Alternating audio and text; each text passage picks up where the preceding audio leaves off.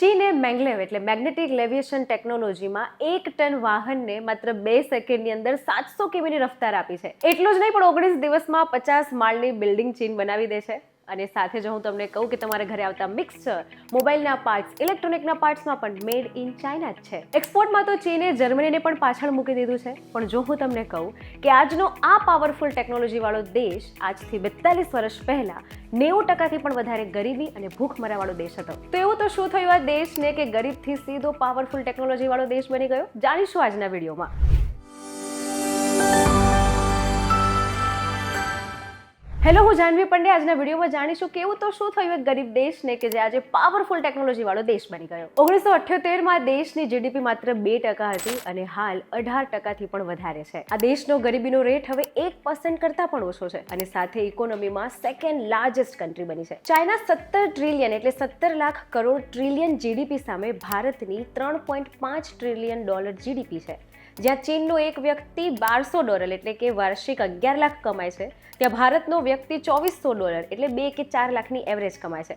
કારણ કે ચીન એક્સપોર્ટ, ઇમ્પોર્ટ અને મેન્યુફેક્ચરિંગને વધુ મહત્વ આપે છે. જ્યાં ભારતનો એન્જિનિયર પેકેજ પાછળ ભાગે છે, ત્યાં ચીનનો એન્જિનિયર ઇનોવેશન, પ્રોડક્શન પાછળ ભાગે છે. ચીન ગ્રેટ સાયકોલોજી સમજે છે. એનું એક બહુ સરસ ઉદાહરણ તમને આપું. મહેંદી એ ભારતીય સ્ત્રીઓ વધુ પસંદ કરે છે અને લગાવે પણ છે. ચીને જોયું અને સમજ્યું હવે ત્યાંનો કોઈ ચીની તો મહેંદી લગાવવા આવી શકે નહીં, એટલે તેઓએ ડાયરેક્ટ સ્ટીકર બનાવ્યા. કોઈને બોલાવવાના નહીં, કોઈ ઝંઝટ નહીં, પુટ એન્ડ અપ્લાય. બીજું ઉદાહરણ ટોર્ચ, જેને ચાર્જ કરવાના બેટરી ના પ્લગ. ચીનને ખબર છે કે ભારતના લોકો પૈસા ઓછા ખર્ચીને વસ્તુ લે છે, એટલે જરૂર ભારતની અને પ્રોડક્ટ ચાઇનાની. આ તો ખૂબ નાના અને કોમન એક્ઝામ્પલ મેં તમને આપ્યા, પણ એ સિવાય તમે જાતે જ જોઈ લો કે તમારા ઘરમાં, તમારી આજુબાજુ કેટલી એવી જરૂરિયાતની વસ્તુ છે કે જ્યાં ચીન પહોંચી ચૂક્યું છે. અને પાછળનું કારણ છે ત્યાંનું રિસર્ચ સેન્ટર.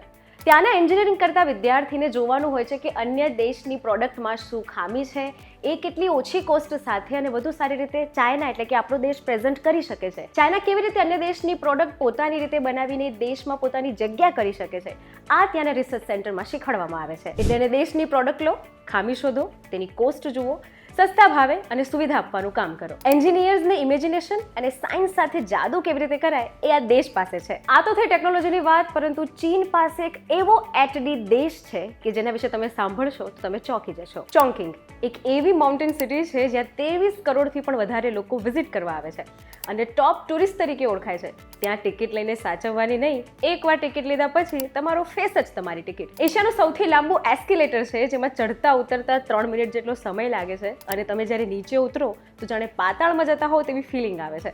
તમે 5th ફ્લોર પર હોવ કે 12th ફ્લોર પર, રોડ અને રસ્તા તમને દરેક ફ્લોર પર જોવા મળે છે. દરેક ફ્લોર પર જાણે એક નવું શહેર. અને સૌથી વધારે ચર્ચિત છે ત્યાંનું લિથિબા મેટ્રો સ્ટેશન, જ્યાં બિલ્ડિંગની વચ્ચેથી મેટ્રો જાય અને બિલ્ડિંગમાં રહેતા એક પણ વ્યક્તિને ટ્રેનનો અવાજ સુદ્ધા ન સંભળાય. ટેકનોલોજીનો તો એવો ઉપયોગ કે જે જોઈને માથું ચક્રાવે ચડી જાય. એટલે ચાઇના માત્ર દુનિયાની 8મી અજાયબી ગ્રેટ વોલ ઓફ ચાઇના અથવા ચાઇના ક્યુઝિન માટે જ નથી ઓળખાતું, ત્યાંની પાવરફુલ ટેકનોલોજી માટે પણ ઓળખાય છે. એક ગરીબ દેશને પાવરફુલ દેશ બનાવવાની આ સફરની શરૂઆતનો શ્રેય જાય છે 1978ના તે વખતના પ્રેસિડેન્ટ ડેંગ શિયોપિંગને. ચાઇનામાં ડિક્ટેટરશિપ ચાલે છે. વધારે નહીં પણ 2 જ એવા એક્ઝામ્પલ આપું જેનાથી સમજી જશો કે ત્યાંની ગવર્મેન્ટ લોકો માટે અને દેશને આગળ વધારવા માટે કેવી પ્લાનિંગ કરે છે. ભારત એક ખેતી પ્રધાન દેશ છે, પરંતુ ભારતના ખેડૂતોને ઘણી સમસ્યા છે.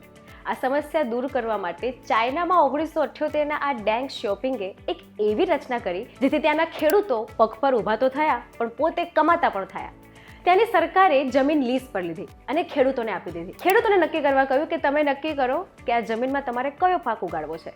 પાક તમારે ઉગાડવાનો, પાક ઉગાડ્યા પછી નક્કી કરેલો અમુક ટકા હિસ્સો તમારે અમને એટલે કે સરકારને આપી દેવાનો, બાકીના બધાનું તમે ચાહો એવી રીતે વેચી શકો છો. આ નિયમથી ખેડૂતોને લિબર્ટી મળી, જમીન મળી, તેમનો ઉત્સાહ પણ વધ્યો અને સરકાર સાથે ખેડૂતોનો, દરેક વ્યક્તિગત ખેડૂતને પણ ફાયદો થયો. બીજું છે ફેક્ટરી મેનેજમેન્ટ. આપણે જે આજે વોકલ ફોર લોકલની વાત કરીએ છીએ તો ચીનમાં કેટલાય વર્ષો પહેલાથી ચાલે છે અને આ જ વોકલ ફોર લોકલ ચાઇનાએ જે પહેલા શરૂ કર્યું હતું તેને થઈને કેટલી એવી ચાઇનાના સ્મોલ યુનિટ્સ છે કે જે આજે મોટી કંપનીમાં રૂપાંતર પામ્યા છે. એનું એક્ઝામ્પલ છે વેન્ઝુ શૂઝ, જે ચાઇના સિવાય કેટલાય દેશમાં એક્સપોર્ટ થાય છે. આની પાછળનું કારણ શું? ફેક્ટરી મેનેજમેન્ટમાં vote to produce, production target, selling price, workers veggies બધું જ જે તે કંપની જાતે નક્કી કરે. એટલે સેન્સ ઓફ ઓનરશિપ વધે, પરિણામે પ્રોડક્શન વધે અને દરેક એમ્પ્લોયને પોતાની કંપનીને આગળ વધારવાની ધગશ વધે. સ્કિલ પર ફોકસ, સ્કિલ બેઝ સ્ટડી થાય, જેની જેમાં સ્કિલ એ ભણવાનું, એમાં આગળ કામ કરવાનું, કંઈક નવું કરવાનું, નવું આપવાનું. આપણે ત્યાં પણ ન્યૂ એજ્યુકેશન પોલિસીમાં સ્કિલને પ્રાધાન્ય આપવામાં તો આવ્યું છે, પરંતુ જ્યાં સુધી એનું ઇમ્પ્લિમેન્ટ નહીં થાય ત્યાં સુધી હજી વાર લાગશે. ત્રીજું ને સૌથી મહત્વનું ચાઇના પાસે છે TVES, township and village enterprises. જેમ ભારતમાં રૂરલ એરિયામાં ઇકોનોમિક ગ્રોથ માટે ખાલી ડેરી અને એગ્રીકલ્ચર વિભાગમાં જ સરકાર જોડાયેલી છે, પણ ચાઇનામાં central government manufacturing, textile, electronics, service sector બધામાં જ પોતાના દેશની ઇકોનોમી વધારવા માટે દરેક ક્ષેત્ર સાથે જોડાયેલી છે, જે સૌથી મોટું કારણ છે ત્યાંની પ્રગતિનું. એક ફિશિંગ એરિયા શેન્ઝેનને ચીનનું પહેલું સ્પેશિયલ ઇકોનોમિક ઝોન SEZ બનાવી દીધું છે. આ શહેરની ઊંચી ઇમારતો, AI ટેકનોલોજી અને મોટે પાયે ઇલેક્ટ્રોનિક્સ મેન્યુફેક્ચરિંગ માટે જાણીતું છે. અહીં શેન્ઝેન સ્ટોક એક્સચેન્જ પણ આવેલું છે. 2025 સુધીમાં, એટલે કે હાલ, શેન્ઝેન એક હાઈલી ઓટોમેટેડ સ્માર્ટ સિટી બની ગયું છે. વિચારો, ક્યાં એક ફિશિંગ એરિયા અને આજે હાઈલી ઓટોમેટેડ સ્માર્ટ સિટી બની ગયું છે અને દુનિયાનું એક મહત્વપૂર્ણ ગ્લોબલ ટેક હબ ગણાય છે. વિચારો, ક્યાં એક ગરીબ દેશ ચાઇના અને આજે માત્ર 40 કે 42 વર્ષની અંદર પાવરફુલ ટેક દેશ થઈ ગયો છે. આ માટે ત્યાંના પ્રેસિડેન્ટ 1978ના ડેંગ શોપિંગ બહુ સરસ વાત કહે છે. પોતાની ડિક્ટેટરશિપ પદ્ધતિને ડેંગ શોપિંગ એક પોતાના કોટમાં બહુ સરસ સમજાવે છે કે crossing the river by feeling the stone. એટલે નદી પાર કરવી હોય તો નદીમાં રહેલા દરેક પથ્થરને અનુભવો અને એની સાથે લઈને નદી પાર કરો.